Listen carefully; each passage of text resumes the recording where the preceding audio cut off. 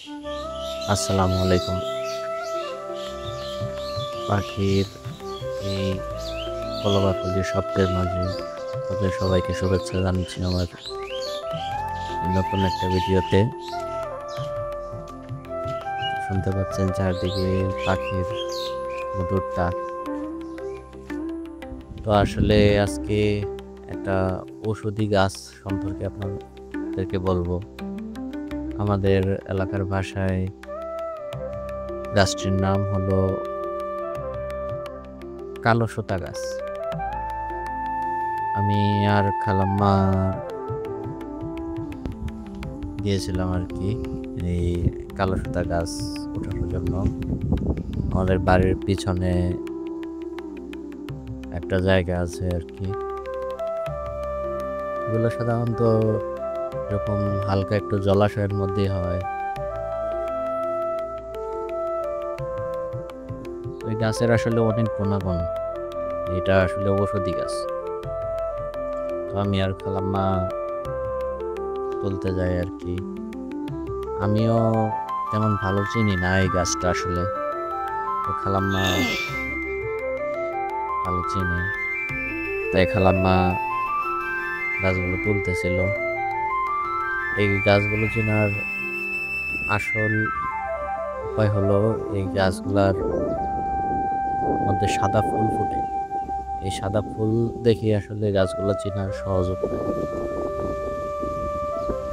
তো দেখতে পাচ্ছেন যে আশেপাশের পরিবেশ খুব সুন্দর। আসলে এই জায়গাটুকু আসলে আমাদেরই, এখানে ধান চাষ হয় মূলত। আর এই পাশে হলো একটা পুকুর আছে,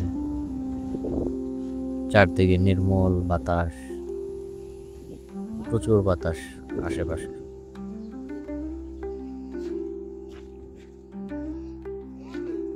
তো এই বাতাসের মধ্যে আর রোদ ছিল, প্রচুর রোদ।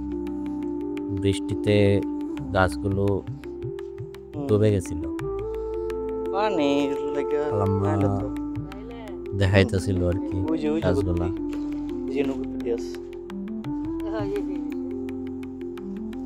গাছগুলা খুঁজে পাচ্ছিলাম না, কারণ এই বৃষ্টি হওয়াতে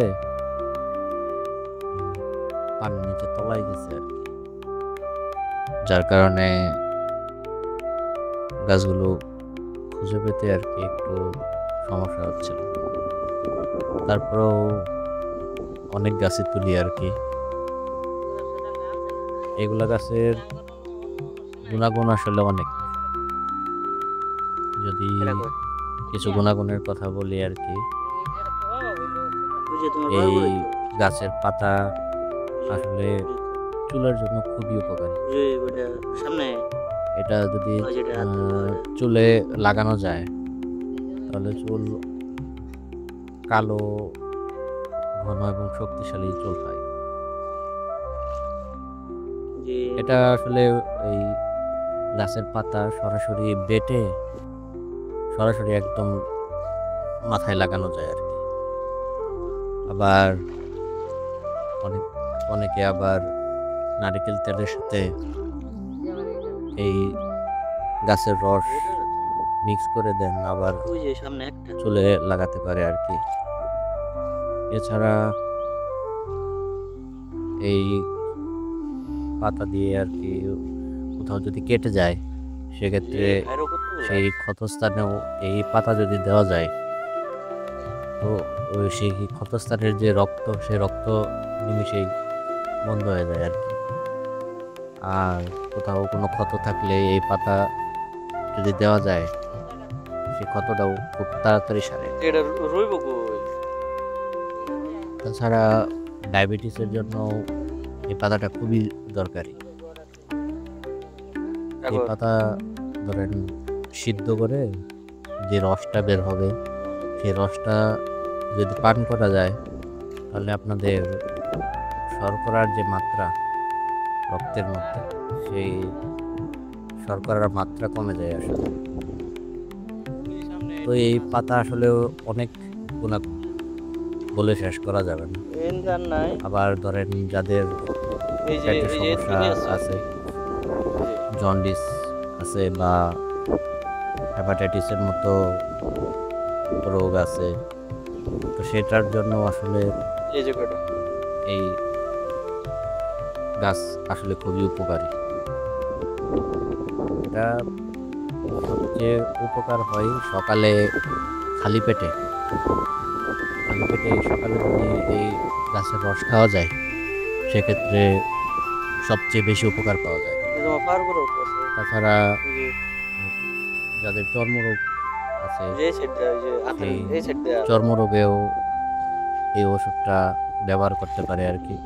বিভিন্ন চর্মরোগ, চুলকানি, ফোড়া বা যাদের দাউদ বলি আমরা, দাউদ হয়, সেই জায়গায় এই পাতার বেটে যদি লাগানো যায় তাহলে খুব তাড়াতাড়ি সেই জায়গাটা ভালো হয়ে যায় আর কি। তাছাড়া ধরেন মেয়েদের নানান সমস্যার জন্য এই পাতার রস খুবই উপকারী। তাছাড়া বিভিন্ন পোকামাকড়ের আক্রমণ থেকেও এই পাতার রস খুবই উপকারী। তো আসলে এই পাতার গুণাগুণ বলে শেষ করা যাবে না। আমাদের এলাকার ভাষায় বলে আসলে কালাহুতা গাছ, আর এখানকার অরিজিনাল নাম কালোকেশি। এলাকায় কালোকেশি বলে, আমাদের এলাকায় বলে কালাহুতা গাছ। লাগতো না।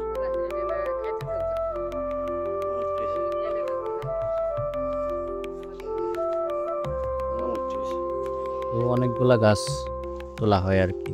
আমার জন্য গাছগুলো তোলা, আমার ডায়াবেটিস অনেক বেশি, ডায়াবেটিস মাঝে মাঝে 20-25 এরকম ডায়াবেটিস হয়ে যায়, যার কারণে এই পাতাগুলো নেওয়া আর কি। আম্মা নিয়মিত খায়, বাড়ির পাশে লাগানোর জন্য আর কি এত বেশি পরিমাণে নেওয়া। তো দেখতে পাচ্ছেন যে বৃষ্টি হয়েছিল, যার কারণে মাঠে পানি জমে গেছে। এগুলো আসলে সব জায়গায় হয় না, কিছু কিছু জায়গায় হয়। এই দেখতেছেন যে কতগুলা পাতা তুলছি আর কি। তো এখন পাতা তোলা শেষ, আমি আর খালাম্মা এখন চলে যাচ্ছি আর কি বাড়ির দিকে। তো এখানে যে পুকুর দেখতে পাচ্ছেন, এই পুকুরটা আসলে আমাদের চাচার, ছোট চাচা, সে মাছ চাষ করে। আর ওই যে বাড়ি, ওটা আমাদের বাড়ি আর কি, আমাদের পৈতৃক ভিটা বাড়ি আর কি।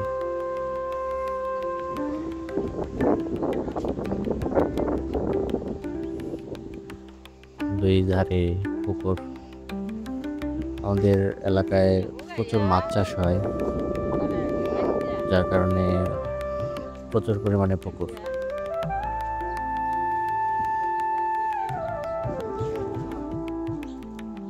জাম গাছ, এবার এই জাম গাছ থেকে অনেক জাম খাইছি। এই জাম গাছগুলো আব্বা যখন ছোট ছিল তখনকার লাগানো।